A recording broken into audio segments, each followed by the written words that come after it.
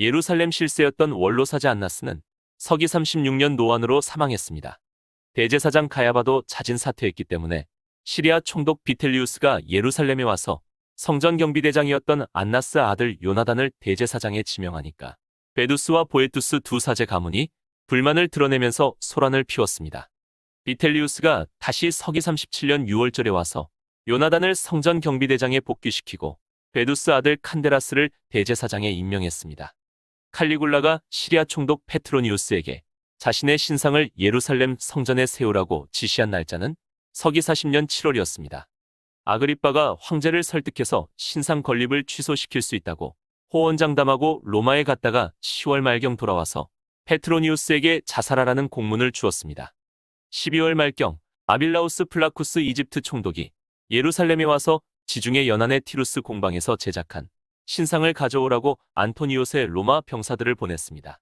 그런데 서기 41년 1월 24일 칼리굴라가 근위대장에게 살해당한 다음 날 제위에 오른 클라우디우스가 급히 예루살렘에 전령을 보냈습니다. 2월 10일 클라우디우스가 보낸 파발마가 예루살렘에 도착을 했고 플라쿠스 총독은 뒤도 돌아보지 않고 이집트로 갔습니다. 며칠 전 도착한 유피테르 신상을 유대인들이 박살내니까 재앙을 선포하던 거짓 예언자들도 자취를 감추었습니다. 2월 15일과 16일 이틀 동안 사람들이 거리로 쏟아져 나와 환호성을 질렀습니다. 그 모습을 본 아그리빠는 자신의 업적과 존재를 알리는데 성공했다고 자만하면서 제위에 오른 클라우디우스에게 감사의 뜻을 전하려고 로마로 달려갔습니다. 그런데 예전에 티베리우스가 한 마리 예언인 양 이상한 쪽으로 흘러가고 있었습니다. 클라우디우스 모친 안토니아가 베레니케 부탁으로 당시 28세였던 아그리빠를 유대 왕으로 보내줄 것을 요청한 일이 있었습니다. 유대 사정을 속속들이 알고 있었던 티베리우스가 말했습니다. 아그리빠는 유능하지만 심약하고 예루살렘에 지지 세력이 없기 때문에 왕 칭호를 받고 가도 살해당할 위험이 있다 면서 거절했습니다.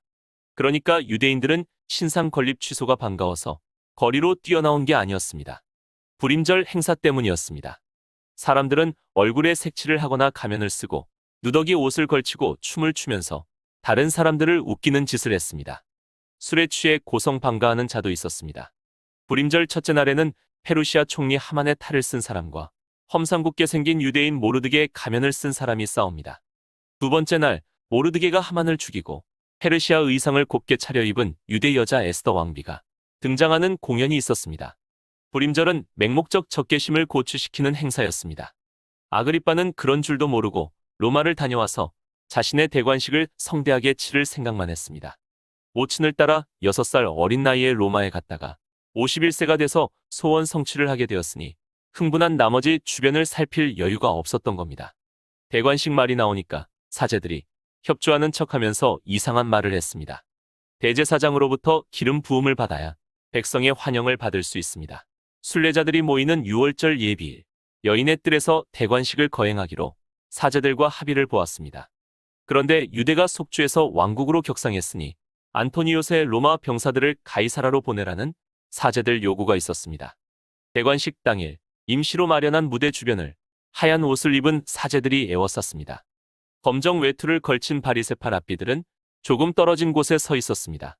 아그리빠는 할아버지 헤롯이 입었던 의상과 왕관을 쓰고 무대 중앙에 섰습니다.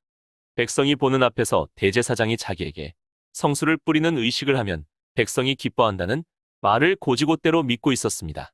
성전 본당 건물에서 금패가 달린 성관을 쓴 대제사장 칸테라스가 천천히 걸어 나왔습니다.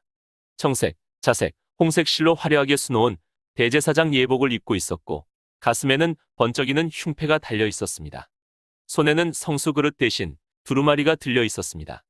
칸테라스가 아그리빠에게 다가와서 두루마리를 펼치면서 읽으라고 했습니다. 히브리어로 된 신명기였습니다. 아그리빠가 더듬더듬 읽기 시작했습니다. 내가 야훼께서 내게 주시는 땅에 이르러서 열국 같이 왕을 세우리라는 뜻이 나거든 반드시 야훼께서 택하신 자를 내 위에 왕으로 세울 것이며 내 형제 아닌 타국인을 내 위에 세우지 말 것이며 바로 그때 무대 옆에 서 있던 보에투스 가문의 늙은 사제 시몬이 무리를 향해서 큰 소리로 말했습니다. 방금 저 사람이 뭐라고 말했습니까?